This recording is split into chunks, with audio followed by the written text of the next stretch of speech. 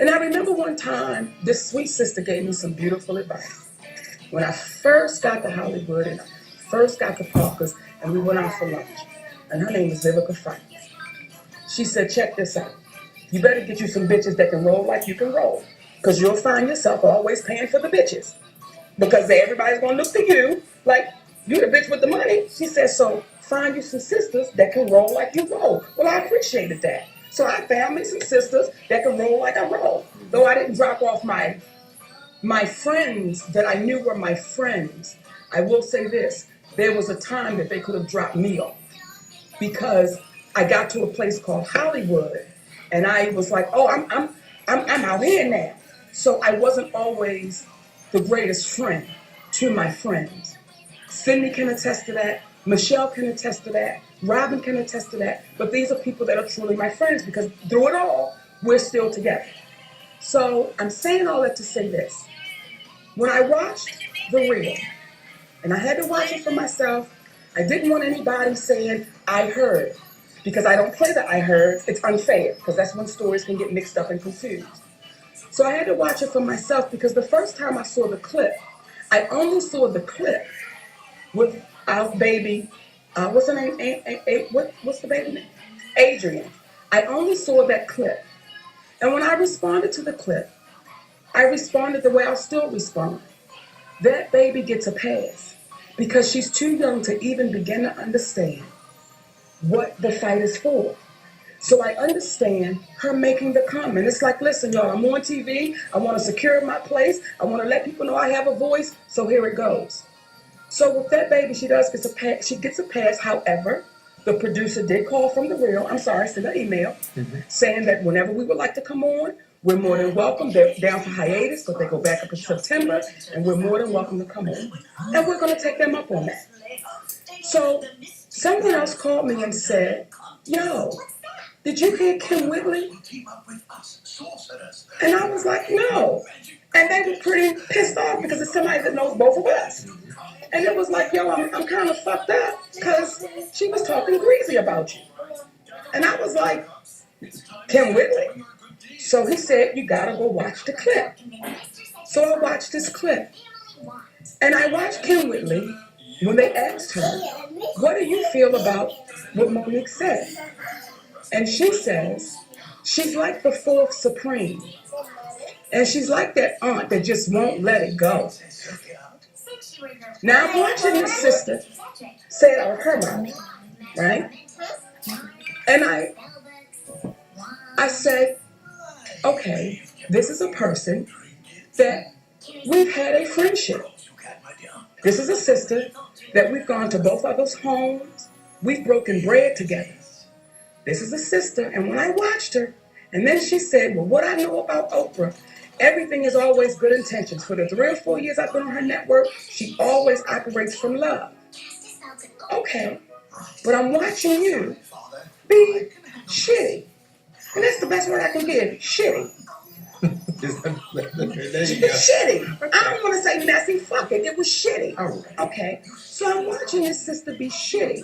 And I'm saying to myself, are you trying to secure a position on The Real? Because the sister you're speaking about, that's the fourth supreme, the sister that you're speaking about that need to let shit go, I'm the same sister that you called up and wanted advice from me and my husband because you were being mistreated by your representation.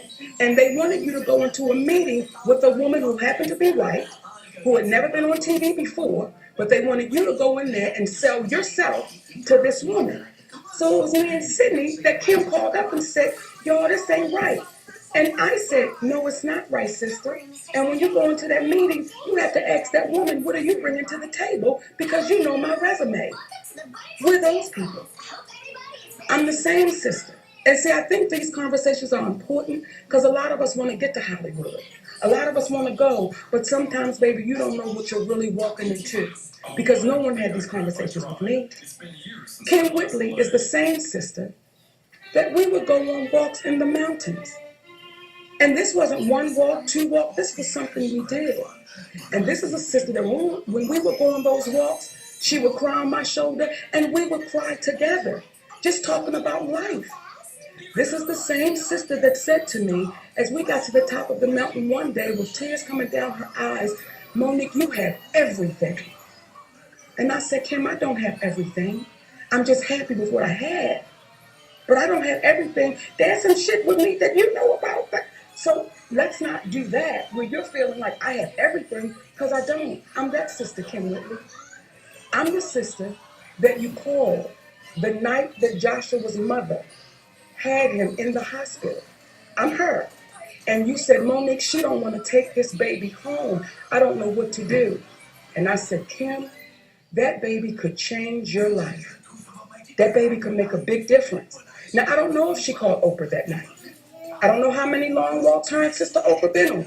I don't know how many times she's had to call Oprah up and say, hey, I need some advice because they're treating me wrong. I don't know.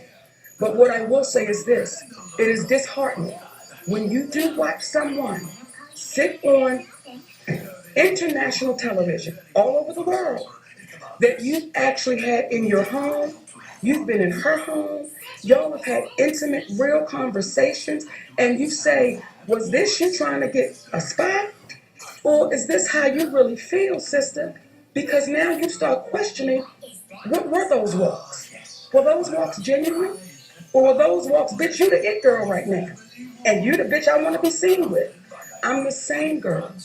When you say let it go, and when you say she the auntie that holds on to shit, I'm the same one that on the day of the Oscars, Al Roker, right, wanted to come do an interview with me. We want to see what your day looks like the day of the Oscars. I said, okay, baby, I start out with a walk.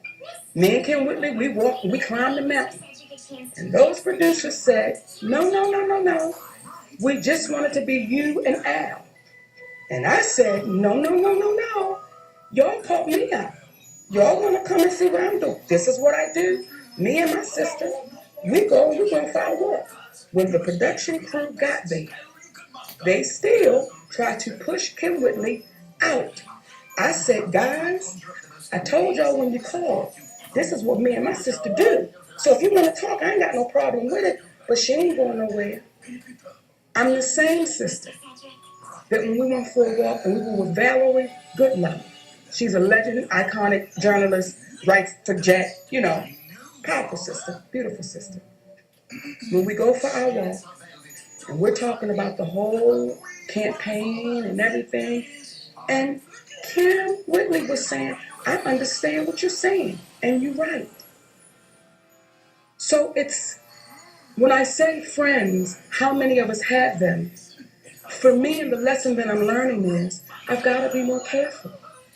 And I don't want to stop being vulnerable, Daddy. I don't want to, when I say vulnerable, I don't want to become that person that I got to shut it down because you might not be good, or you might not be good, or you might have another motive.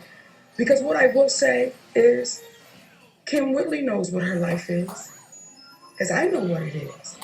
And never will I say anything mean about my sister. Though we don't have a friendship, she's still my sister. And I would not intentionally say anything that I thought would put my sister in a bad way. Still won't do it. But what I will say is, we got to pay attention to the word friend. Because it's been thrown around so much recently with me.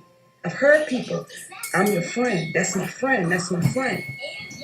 And in dealing with Kym Whitley, and I have to have the conversation, and I know people are saying, oh God, Monique, why? Because some of us go to our grave, y'all. And we go to our graves in pain. We go to our graves suffering.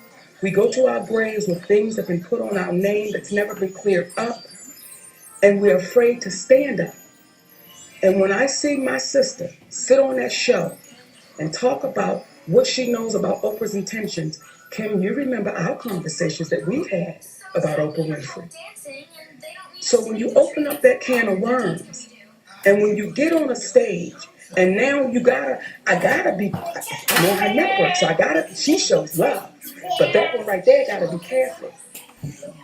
Monique and Sydney, we're the people, Kym, that when you came to our home and you had Joshua, and you said, girl, I think he got eczema. And I said, bitch, have you put some moisturizer on him? And she said, oh, that's what I'm supposed to do? Yeah. We the same people. So when I see women that has shared intimate moments with me and my family, you've been in my space. I've been in your space. And someone put, oh, they were just jokes. No, that's not just a joke. Because Kym Whitley and I know where we sit with one another. She knows that. And when you now have to say it publicly, let me explain why I feel the way I feel. And then I saw a meme that she put out there, the one with our sister Whitney, when she was like, girl, go ahead with that, just her hand gestures. And I'm like, sister, I have empathy for you. Now, there was a time in my life that I would have called up, I'm coming over, and we get ready to do this, bitch. There was a time in my life that I would have did that. But at this time in my life, what my husband is showing me, teaching me, nurturing me with is, mama, you have to have empathy. And I'm not saying you gotta sympathize, but you have to have empathy, because there are times in your life, there are things you've done and said, and you wish that, oh, okay, I fucked that one up, where you had to be shown empathy.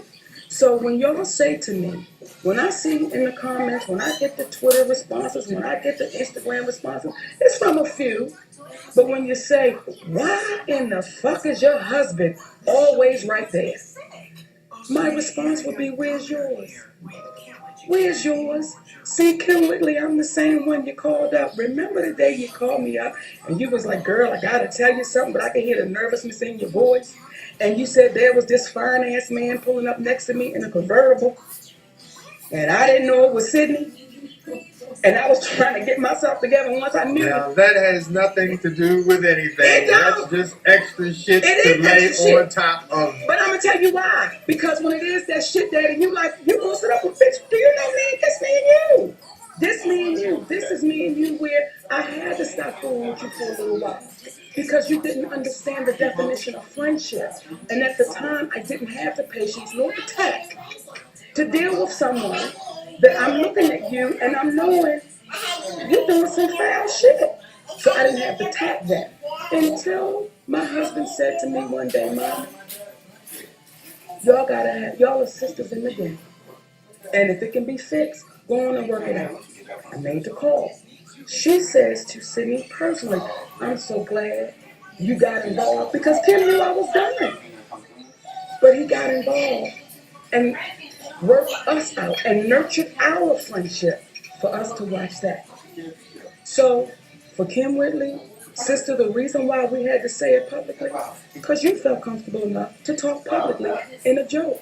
But if ever you want to sit down for real, guess what we're going to be? Right here on Monique and Sydney's Open Relationship.